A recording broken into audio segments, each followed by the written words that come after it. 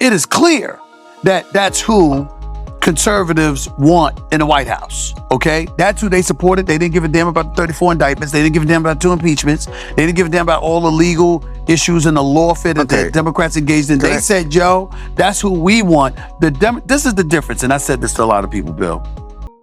The conservatives said, we want that guy. That's who we want. And the voters decided who the Republican nominee is going to be. When you look at the Democrats, they didn't do it with Obama, that's true. Okay? Didn't do what? They greased the skids.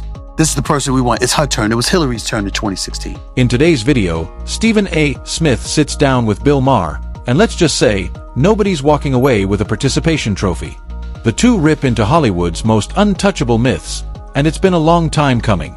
Think the industry's Trump obsession is about politics? Think again.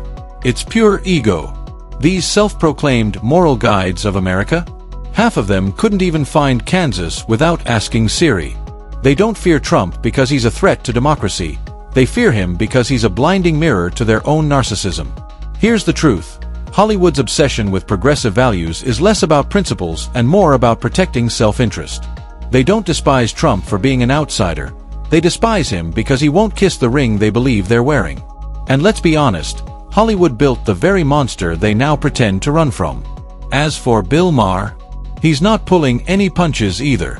Buckle up for a raw, unfiltered conversation that's going to make a lot of people squirm. Hit play. This one's about to get hot. I'll never forget this. Bill, I swear to you, I love your show, Real Time. I'm a huge fan. I watch it every chance I get. I have never. No, real fans watch it every week. You watch it every chance you get. I'm just fucking with you. Because I got multiple jobs. But here's the deal, Bill. But I TiVo it. I say that, but the DVR it, rather. That TiVo, DVR. I'm going to send you a telegram about that. You told him myself. Here's the deal, man. I have never wanted to be on your show more than I wanted to be on your show when Biden announced that he was going to run for re-election. Because I'm like this, what y'all going to say now? This is some straight bullshit. You got a situation where you won the midterm. You denied, you halted, you warded off the red wave. And you, knowing you're going to be 81 at election time, knowing you're going to be 82 in office, right? It wasn't the midterm. It was when the State of the Union address took place. And I saw these people. Remember, the liberals, so when you call yourself progressives. Yeah. Oh, so you're looking forward with a dude that's going to be 82 and would leave office when he's 86. Really, y'all? I'm sitting there like, you got to be shitting me.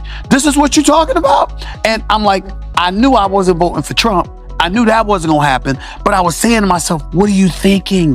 What are you thinking? And then I looked at their bullpen. They had no one. Stephen A. Smith and Bill Maher are dropping some uncomfortable truths, and the Democratic Party won't like hearing them. They argue that Democrats have sprinted so far into progressive extremes that they're alienating the very moderates and independents they need to survive. While everyday Americans worry about rent, groceries, gas prices, and basic safety, party leaders are busy fighting over pronouns, defunding the police, and pushing open border rhetoric. Maher tears into Democrats for chasing symbolic woke points instead of solving real problems, and voters are taking notice. The fallout: swing state voters and working-class families, the very people who decide elections, are feeling ignored and dismissed. They're tired of being talked down to, tired of being branded as backward for caring about jobs, security, and stability. Smith and Maher lay it out clearly. Until Democrats realize America doesn't run on hashtags and identity politics, they'll keep losing ground and keep handing Republicans the wins. Anyone who thought 2025 would be a cakewalk should think again. Obama earned it. No, that's why I said he earned it. But in 26, and I'm not even trying to imply. They voted. Hillary ran in the primaries. I'm not even trying to imply that she. But remember, they were complaining that Bernie Sanders had some momentum and was compromised by the Democratic Party because they were saying it was Hillary's turn. Bernie Sanders, I love him, but he's too far left, and he would have been a bigger disaster than Kamala was. That's fine. But what I'm saying to you is, still in all, Bill, what I would, it's rare that I disagree with you. What I'm saying is, The only thing I will push back on is that's fine, but that's for the voter to decide. Right. And a lot of times the Democratic Party seems as if they've got their claws in the mix. Take Biden, for example. Okay, so, Clyburn helps him get through South Carolina. He ultimately goes to the Democratic nomination. He's the Democratic nominee for the president. He ultimately wins the election. There was supposed to be a red wave in 2022 in the midterms. The Republicans didn't pull that off. And Biden is feeling himself and saying, I ain't going anywhere. I'm not going to. I told y'all I was going to be a transitional president. I told y'all I was going to be a one-term dude. I'm just here as a stopgap to pave the way for the future of the Democratic Party. And then all of a sudden, he in office taking that power. He was a veritable John the Baptist. Just the guy who goes before. Bill Maher and Stephen A. Smith are ripping into the Democratic Party, and they're not pulling punches. Their main point: Democrats have wrapped themselves so tightly in extreme ideology and performative, woke politics that they're alienating the voters they need most. Sure, progressive rhetoric might energize the hardcore liberal base, but to everyday Americans struggling with inflation, crime, and immigration chaos, the party looks completely out of touch. Smith argues that even when Democrats try to sound inclusive, they often come across as condescending, and nothing drives moderates away faster than being talked down to. Maher is even harsher, calling out the party's total lack of self-awareness. Instead of addressing real concerns, Democrats double down on slogans and culture war talking points, making themselves look more like an activist club than a serious governing party. The bottom line: swing voters and even some lifelong Democrats are starting to feel that Republicans are the only ones speaking common sense. If Democrats don't close this disconnect fast, they're practically handing the next elections to the GOP. No one that could compete with Donald Trump. Well, not on a charisma level. Fair. Okay, fair enough. No, but charisma is what gets you votes, bro. Absolutely. And I've said it a million times, insanity photographs. Mm-hmm. It really does. I mean, it's charismatic. But I have so many things that I must contend here with. Sure. One, you're an ageist. There are people who are completely crackling right at 82. So it's always a case. It's always a case-by-case basis. Right? Yeah. Nancy Pelosi don't have the problems that Biden have. I'm very supportive of in terms of Nancy Pelosi, in terms of how sharp she is. I'm not. I don't believe I'm an ageist. Nancy Pelosi has lost a step in public, also, to be perfectly honest. But the job is never what you do in public. The job is done in the Oval Office. Okay. All you have to do is be. I never thought Biden couldn't do the job.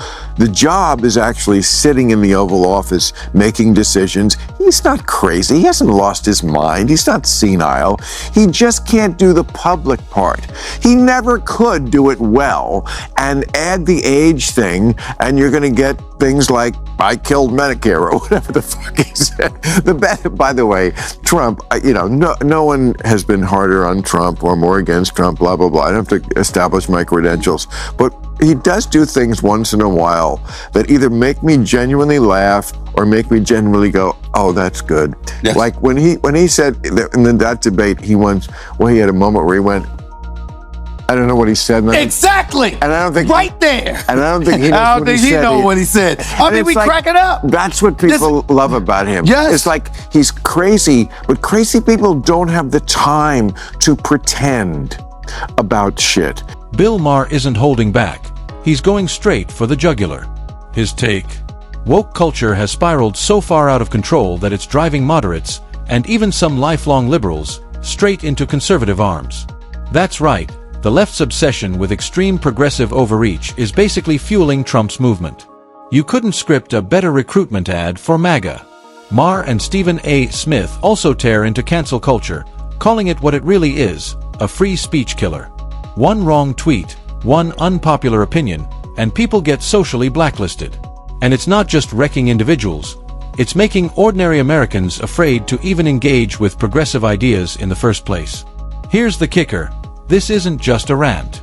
Their conversation digs into the collision of culture, politics, and personal ambition, and how Trump, love him or hate him, is really a byproduct of a left that refuses to look in the mirror. Trust me, you don't want to miss this one. Smash that like button, hit subscribe, and let's keep the conversation going.